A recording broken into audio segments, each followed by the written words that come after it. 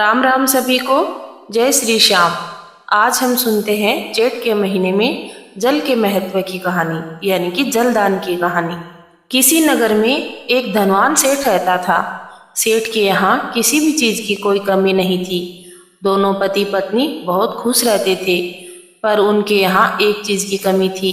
उनके यहाँ कोई संतान नहीं थी, जिसके कारण सेठ जी हमेशा उदास रहते थे। उनके यहाँ पे एक रामू नाम का नौकर था।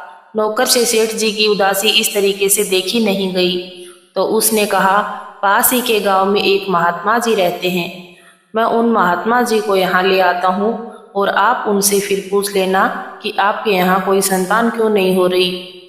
सेठ जी ने कहा, मैंने तो सब उपाय करके देख लिए हैं, तू अगर चाहता है तो जाकर साधु महात्मा को यहाँ ले आ, हम उनसे पूछ लेंगे। ऐसा कहकर नौकर वहां से चला गया और थोड़े ही दिन बाद वह साधु महात्मा को अपने साथ लेकर आ गया। साधु महात्मा की अच्छी आवभगत हुई, उनकी खूब सेवा करी, उनको खाना खिलाया और फिर उनको एक आसन पर बैठाकर अपने सारे मन की बात बता दी और कहा कि मेरे यहाँ पर किसी भी चीज़ की कोई कमी नहीं है, लेकिन यहाँ मेरे कोई संतान नहीं है, तो ये सब चीज़ें मेरे लिए बेकार हैं।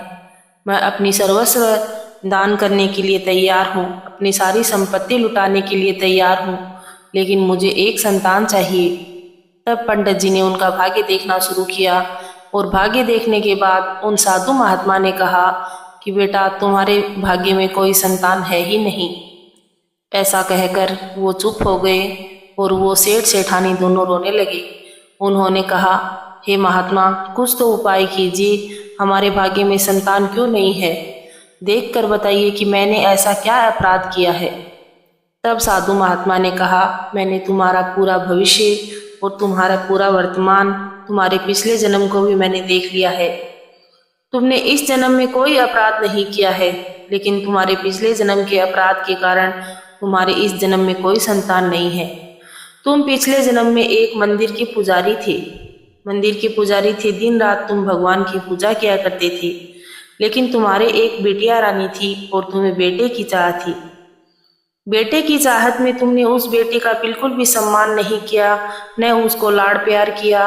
एक बार वह गंभीर रूप से बीमार हो गई तो तुमने उसकी तरफ बिल्कुल भी ध्यान नहीं दिया, उसको कोई दवाई या फिर डॉक्टर को नहीं दिखाया, तो वह बेटिया रानी ऐसे ही तड़प तड़प कर चली गई। तो इसलिए तुम्हें कन्या हत्या का दोष लगा है। वह कन्या की हत्या का दोष तुम्हारे भाग्य में है और उसी के कारण तुम्हें कोई संतान नहीं है। तुम मंदिर के पुजारी थे, रात दिन भगवान की पूजा किया करते थे, इसलिए तुम्हें इस जन्म में धन धान्य तो बहुत सारा मिल गया, लेकिन तुम्हें इस जन्म में कोई भी संतान नहीं मिली। सेठ सेठानी दोनों तड़प तड़प कर रोने लगे।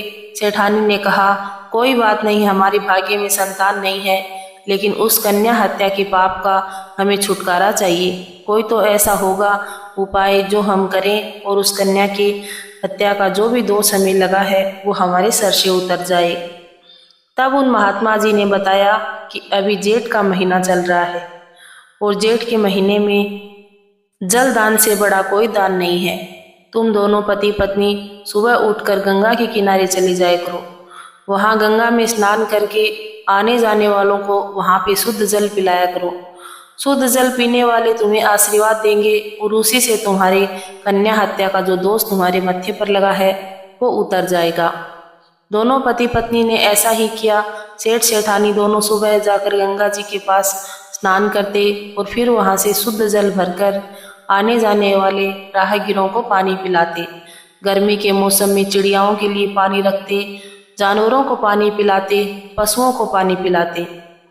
ऐसा करते करते पूरा 1 साल हो गया और 1 साल बाद सेठानी के यहाँ सुंदर कन्या का जन्म हुआ और दोनों पति पत्नी मंगल से रहने लगे।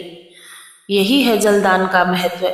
जलदान करने से जेठ के महीने में बहुत धर्म पुण्य मिलता है। इस महीने में बहुत ज़्यादा गर्मी पड़ने के कारण आसपास के सरोवर, तालाब सब सूखने लगते हैं, तो हमें पशुओं के लिए और पक्षियों के लिए पानी जरूर रखना चाहिए। आने जाने वाले राहगीरों के लिए हो सके तो प्याऊ लगवाएं। अगर प्याऊ नहीं लगवा सकते तो ऐसे ही जो हमारे घर के सामने से जो लोग गुजरते हैं उनको तो हम ठंडा और शुद्ध जल पिला ही सकते हैं। ऐसा करने से हमें जेठ के महीने में बहुत ही ज़्यादा पुण्य मिलता है। मनुस्मृति में तो यहाँ तक कहा गया है कि जो 5 महायज्ञ होते हैं उनमें से एक यज्ञ का दान तो जेठ के महीने में जल का दान करने से ही मनुष्य को आसानी से मिल जाता है।